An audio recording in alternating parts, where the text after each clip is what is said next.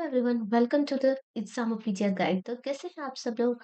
I hope आप सब लोग बहुत अच्छे होंगे। तो लास्ट वीडियो में मैंने एसबीआई पीओ और क्लर्क प्रीलिम्स के लिए मैंने आपको रीजनिंग सेक्शन का स्ट्रेटेजी बताई थी। आपको मैंने कंटेंट्स जो थे वो बताए थे, कहाँ से आप ले सकते हैं, रिसोर्सेज बताई थी जहाँ से आप पढ़ सकते हैं। तो मैंने ये बताया था कि आपको वो कैसे इम्प्लीमेंट कर सकते हैं। तो इसमें मैं आपको आपके साथ शेयर करूंगी strategy and content sources for quant. So let's get started. इसमें जो हमें टॉपिक्स कवर करने होते हैं, speed maths, DI and arithmetic cover करता है। बट सबसे पहले हमें क्वांट सेक्शन को में कैलकुलेशन स्पीड बढ़ाने के लिए जो कैलकुलेशन ट्रिक्स होते हैं, इस पे हमें कमांड बनाना होता है। यानी कि स्पीड कैलकुलेशन की प्रैक्टिस हमें करनी होती है। ठीक है, इसमें हमें जो होता है स्क्वायर, क्यूब्स एंड टेबल्स हमें याद होने चाहिए। टेबल्स अप टू हमें 30 तक याद होने चाहिए एंड स्पेशली 36 का टेबल याद होना चाहिए, क्योंकि ये पाई चार्ट में काफी हेल्प करता है इसका टेबल, अगर हमें याद रहता है तो। और उसके बाद स्क्वायर जो है 60 तक याद होना चाहिए। 41 टू 60 का जो स्क्वायर होता है वो सिमिलर पैटर्न पे होता है, उसमें बस थोड़ा सा पैटर्न में चेंज होता है, तो वो बहुत इजी होता है याद करने में। क्यूब अप टू 30 तक याद होना चाहिए, यानी 30 तक याद रहेगा तो ये बेस्ट रहेगा।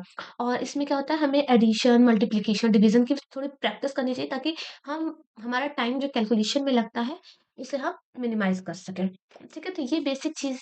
और सबसे इम्पोर्टेंट, हमें percentage to fraction and fraction to percentage का जो कन्वर्जन होता है ना, ये हमें आना चाहिए। जैसे कि हमें पता होना चाहिए कि 12.5% जो होता है वो 1/8 होता है।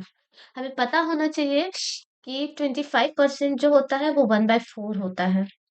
हमें पता होना चाहिए 14.28 से 1/7 होता है। तो इससे क्या होगा कि जब ऐसे में वैल्यू आएगी तो आप डायरेक्टली उसे फ्रैक्शन में करके इजीली कैलकुलेट कर सकते हैं।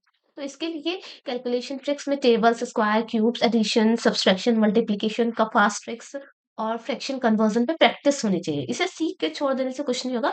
एटलीस्ट आप इसे सीखने के बाद डेली 10 मिनट प्रैक्टिस करिए, अगर आप बिगिनर हैं तो। राइट, अगर आप बिगनर हैं तो आप इसे 10 मिनट तक प्रैक्टिस कर सकते हैं। अब हम स्पीड मैथ की तरफ जाते हैं। इसमें simplification, approximation, quadratic equation, missing number series and wrong number series आता है।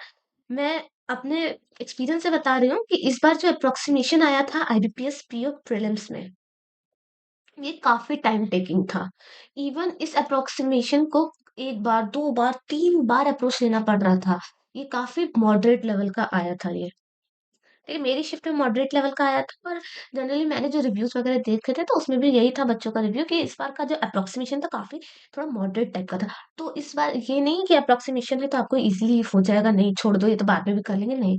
तो ये आना चाहिए आपको, अगर आप बिगनर है तो ये सारे टॉपिक्स आपके कवर होने चाहिए। रॉन्ग नंबर सीरीज पे अभी बहुत टाइम है कमांड बनाने के लिए, क्योंकि मतलब 60 to 70% बच्चे जो होते हैं ना, उनका रॉन्ग नंबर सीरीज को वो एक वीक टॉपिक में रखते हैं। तो इसलिए इस रिंग, अगर रॉन्ग नंबर सीरीज आपका वीक है तो आप इसमें कमांड बना सकते हैं। ये स्पीड बैक के ये जो 5 टॉपिक होते हैं, इसे आप, अगर आप बिगनर है तो इसे इसका कॉन्सेप्ट क्लियर करें, और उसके बाद वीडियो सोर्स से एक बार सीखिए कि क्या अप्रोचेज है, एंड देन आप इसके लिए डेली 15 to 20 मिनट का मिक्स क्विज लगा सकते हैं। ओके, या आप टॉपिक वाइज क्विज लगा सकते हैं इसका। ठीक है, तो आप इसका डेली क्विज लगाइए, क्योंकि अगर आप इसे क्या कहते हैं छोड़ते हैं कि बाद में कर लेंगे, 20 दिन बाद के 20 दिन का, तो वो स्पीड नहीं कंटिन्यू रहती है, वो स्पीड डाउन होती है। तो इसका रेगुलर प्रैक्टिस बहुत इंपॉर्टेंट है।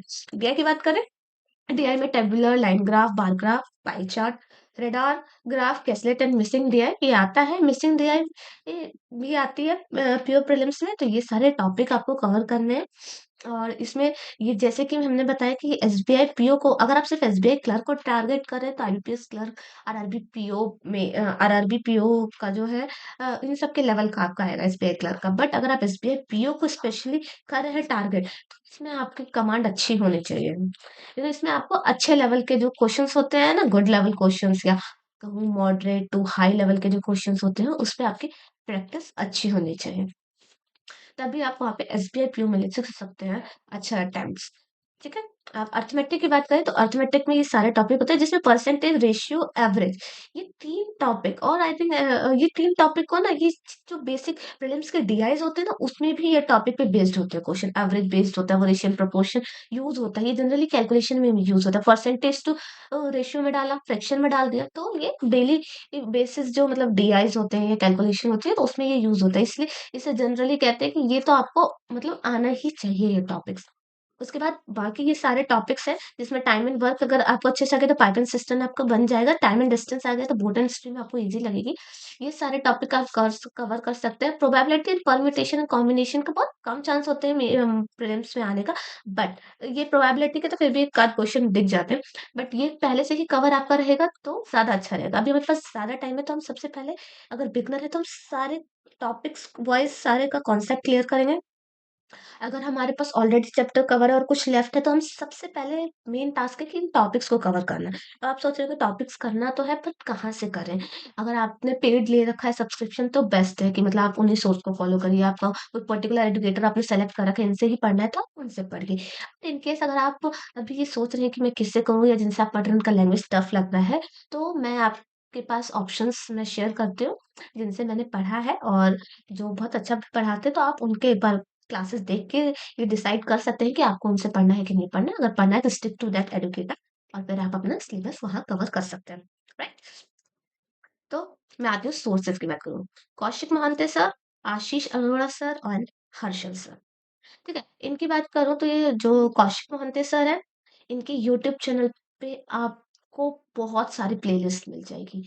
और सबसे बेस्ट चीज़ है ना, इन्होंने अरिथमेटिक वाले चैप्टर को इतना अच्छे लेवल का इन्होंने करा रखा है ना, आप एक बार जाइए, रियली रिकमेंडेड है। मैंने किया था, स्टार्टिंग में इनसे ही किया था, ठीक है? तो आप मैंने सबसे पहले फ्री सोर्सेज़ ही यूज़ किए हैं, तो मैं इसलिए आपको डायरेक्टली यही बता देती हूँ कि आप इनसे पढ़िए।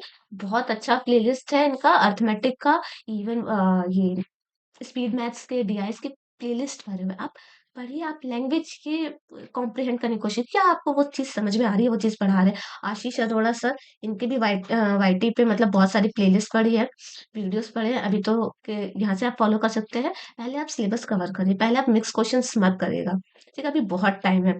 हर्षल सर का मेनली मेंस के लिए मतलब इनका लैंग्वेज थोड़ा-सा अच्छा लेवल का रहता है, तो मेनली मेंस के लिए इनको मैं ये कहूँगी कि आप यहाँ से कर सकते हैं, ठीक है? आप पूछेंगे क्या कहते हैं, मैं अगर बात करूँ तो मैंने हर्षल सर से के 1-2 क्लासेस किए, बट मैंने पर्टिकुलरली मतलब इन्हें फॉलो नहीं किया, बट ये अच्छा पढ़ाते हैं, ठीक है?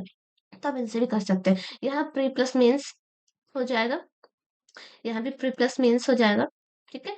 यहाँ पे अगर आप मतलब बिल्कुल बिगिनर हैं और आप मतलब बिलो एवरेज स्टूडेंट है, एवरेज स्टूडेंट है, ट्राई करिए। अगर आपको इनका लैंग्वेज समझ में आ रहा है तो go stick with it, not an issue, ठीक है? बट अगर आपको नहीं समझ में आ रहा है तो आप यहाँ से करिए प्रीलिम्स का, देन आफ्टर इट मेंस के लिए आप देख सकते हैं, ठीक है? और फिर उसके बाद ये हो गया, तो ठीक है, ये मैंने आपको सोर्सेज़ बता दिए कि यहाँ से आप ये फ्री सोर्सेज़ हैं एंड बेस्ट सोर्सेज़, आप कन्फ्यूज़ मत होइए, आप एक-एक बार क्लास करके देख लीजिए, आपको जिसका लैंग्वेज समझ में आए और उसके सारे प्लेलिस्ट करिए आप। ये नहीं कि ये वहाँ से करना है, ये वहाँ से करना है, मैंने ऐसा नहीं किया था। ठीक है? मैंने पहले स्टार्टिंग में सच बोल रही हूँ, मैंने स्टार्टिंग कौशिक मोहंते सर के ही यूट्यूब चैनल से स्टार्ट किया था। मैंने वहीं डीआई समझी थी, मैंने वहीं स्पीड मैथ समझा था। मैंने वहीं पेपर के प्रीवियस ईयर पैटर्न समझे थे कि क्या आता है, जब मैंने बैंकिंग की स्टार्टिंग की थी। मैंने वहीं से क्या कहते हैं ये अरिथमेटिक शुरू किया था। सो आप इनमें से किसी भी टीचर को फॉलो कर सकते हैं, जो भी आपको सूटेबल लगे। ठीक है? अब सबसे पहली बात, आपको कॉन्सेप्ट क्लियर करना है, टॉपिक वाइज़ करना है। ठीक है? ये नहीं कि एक टॉपिक कर लिया, 2 टॉपिक कर लिया, उसके बाद छोड़ दिया, अरिथमेटिक के सारे टॉपिक कवर नहीं। आप एक बार स्टार्ट करिए और अरिथमेटिक का सारे टॉपिक कवर करिए। सबसे पहले आप स्पीड मैथ से स्टार्ट करिए कि स्पीड मैथ का पेपर में जैसे 35 क्वेश्चन्स है ना, तो स्पीड मैथ के 8 से 10 क्वेश्चन रहते ही रहते हैं, ठीक है? तो सबसे पहले आपके लिए बेस्ट ये रहेगा कि आप स्पीड मैथ को कवर करिए। इसके सारे टॉपिक कवर करिए, कैलकुलेशन स्पीड बनाइए, देन आप डीआई पे आइए, हर टाइप के डीआई क्वेश्चंस करिए, ठीक है? उसके बाद आप अरिथमेटिक पे आ सकते हैं, अरिथमेटिक के कवर कर सकते हैं या पैरेलली जैसे स्पीड मैथ हो गया, तो अगर आप 3 घंटे पढ़ रहे हैं तो 1 घंटा डीआई पढ़ लीजिए, 2 घंटे अरिथमेटिक कर लीजिए। तो ऐसे करके आप कॉन्सेप्ट क्लियर किया, टॉपिक वाइज़ सिलेबस कंप्लीट किया। अगर आपका कोई टॉपिक स्पेसिफिक रिमेनिंग है तो आप उसे कवर करिए। देन आफ्टर इट आप प्रैक्टिस स्टार्ट करिए। उसी कंटेंट को अगर आपने मतलब उसके नोट्स बनाए हैं तो उस नोट्स को प्रैक्टिस करिए। पीडीएफ उसे सेव किया है तो उस पीडीएफ को एक बार ज़रूर खुद से प्रैक्टिस करिए। ठीक है? और उसके बाद आप टॉपिक वाइज़ क्विज़ लगा सकते हैं, ये चेक करने के लिए कि मेरा कौन-सा टॉपिक अब स्ट्रॉन्ग है या कौन-सा वीक हुआ, तो आप टॉपिक वाइज़ क्विज़ लगा सकते हैं। ये और आप क्या इस सेक्शनल मॉक लगा सकते हैं, देन अपने स्कोर को बूस्ट करने के लिए आप सेक्शनल मॉक लगा सकते हैं, देन आप फुल मॉक पे स्विच कर सकते हैं। ठीक है? अभी जितना टाइम है उस अकॉर्डिंग आप ये चीज़ फ़ॉलो कर सकते हैं। ठीक है? और अगर आपको कोई भी चेंज करना है, तो आप अपने अकॉर्डिंग चेंज कर सकते हैं, जैसा आपका सब्जेक्ट पे कमांड है। ठीक है? तो सबसे पहले आप स्पीड मैथ पे कमेंट बनाएँ, इसमें ये नहीं कि रॉन्ग नंबर सीधे छोड़ना, हर तरह का पैटर्न समझिए, उसके बाद उस पे प्रैक्टिस करिए। और आप कहेंगे topic wise quiz free practice कहाँ से करना है, तो स्मार्ट किया की जो वेबसाइट है, वहाँ पे मिल जाएगी आपको फ्री क्विज़ेज़, ठीक है? फ्री क्विज़ेज़ मिल जाएँगी, आपको प्रैक्टिस मॉक भी मिल जाएँगी, मेंस की भी मिलेगी आपको और प्रीलिम्स की भी मिलेगी आपको। एक बार प्रीलिम्स देखिए अरिथमेटिक सेम होता है, अरिथमेटिक को आपको बेसिक टू एडवांस लेवल तक करना है, ठीक है? अरिथमेटिक को आपको बेसिक टू एडवांस लेवल तक करना है। एक बार ये कवर हो गया, तो आपको ये कोई टेंशन नहीं है कि मेंस के लिए अलग अरिथमेटिक पढ़े, नहीं। उसके बाद क्या कहते हैं, आपका स्पीड मैथ एक बार हो गया, तो स्पीड मैथ आप एक बार प्रीलिम्स टू मेंस डायरेक्ट कर लीजिए, ठीक है? मैं ये नहीं कह रही कि प्रीलिम्स का स्पीड मैथ करके छोड़ दीजिए, नहीं, प्रीलिम्स टू मेंस मेंस कर लीजिए। Arithmetic basic to advance level का कर लीजिए, देन आप डीआई पे आएँगे, तो प्रीलिम्स की डीआई में सिर्फ़ जो क्या कहते हैं percentage calculation, basic calculation use होता है, तो उसमें पर्टिकुलर चैप्टर यूज़ नहीं होता। तो आप उसे करिए, देन आफ्टर इट आप उसको क्या कहते हैं मेंस टीआई पे आप स्विच करिए। इन्हीं सब की प्लेलिस्ट है, आप वहाँ से कर सकते हैं, ठीक है? और ये जो मैंने सोर्सेज़ बताए हैं फ्री, ये जो बताए हैं, यहाँ पे आपको प्रीलिम्स मेंस सबका मिल जाएगा। ऐसा नहीं है मैंने किसी एक के लिए बताया, ठीक है? अब how to practice and maximise score. Daily आप 5 टू 10 मिनट्स आप टाइमर लगा लीजिए। कैलकुलेशन स्पीड की प्रैक्टिस करिए, जिसमें आप अलग-अलग नंबर के मल्टीप्लिकेशन करिए या जल्दी से टेबल रिवाइज़ कर लीजिए, जल्दी से टेबल सारे अपने आप से मतलब रीड कर लीजिए, स्क्वायर्स अपने आप मन में ही बोल लीजिए, जल्दी से डिवाइड करिए, मतलब कुछ भी नंबर उठा के आप प्रैक्टिस करिए, ठीक है? उसके बाद 15 टू 20 मिनट को आपको स्पीड मैथ को देना ही होगा। ये तब है जब आपका सिलेबस कवर हो चुका होगा या आपका ऑलरेडी सिलेबस कवर है तो। स्पीड मैथ की प्रैक्टिस करिए, देन अगर आपका अरिथमेटिक के सारे चैप्टर कवर है, तो आप अरिथमेटिक के मिक्स क्वेश्चन की प्रैक्टिस करिए। आपको एक बार टॉपिक वाइज़ करना है, तो आप सबसे पहले एक बार टॉपिक वाइज़ कर लीजिए। कोई टॉपिक वीक था, उसे आपने कंप्लीट किया, तो उसका टॉपिक वाइज़ कर लीजिए। डीआई की आप प्रैक्टिस करिए, ठीक है? इससे आप ऐसे प्रैक्टिस कर सकते हैं। उसके बाद आप ये मिक्स क्विज़ेज़, ये फ्री क्विज़ेज़ यूज़ कर लिया, आपको लग रहा है कि अब मेरा कौन ठीक है, आप वीक में 2 बार सेक्शनल मॉक दे सकते हैं, इसका सेक्शनल मॉक दीजिए। और अभी कम से कम आप स्टार्टिंग अगर आप बिगिनर हैं, तो वीक में 1 क्लर्क का प्रीलिम्स मॉक दीजिए और एक पीओ का प्रीलिम्स मॉक दीजिए, अगर आप पूरे बिगिनर हैं तो, ठीक है? अगर आपने कोई भी प्रीलिम्स दिया है और आपका मतलब प्रीलिम्स क्लियर नहीं हुआ है, तो आप कम से कम 3 से 4 प्रीलिम्स के मॉक दे सकते हैं, अगर आपका ऑलरेडी सिलेबस कंप्लीट है तो। और उसको बहुत अच्छे से एनालाइज़ करिए। कौन-सा टॉपिक वीक है, बार-बार उस पे क्वेश्चन्स नहीं बन रहे, किस टॉपिक में मैंने ज़्यादा टाइम लिया है या मेरा अप्रोच अलग था, वो देखिए। आपने कौन से क्वेश्चन स्किप किए, जो किया है उसमें कितना टाइम लिया है, वो सब चेक करिए, ठीक है?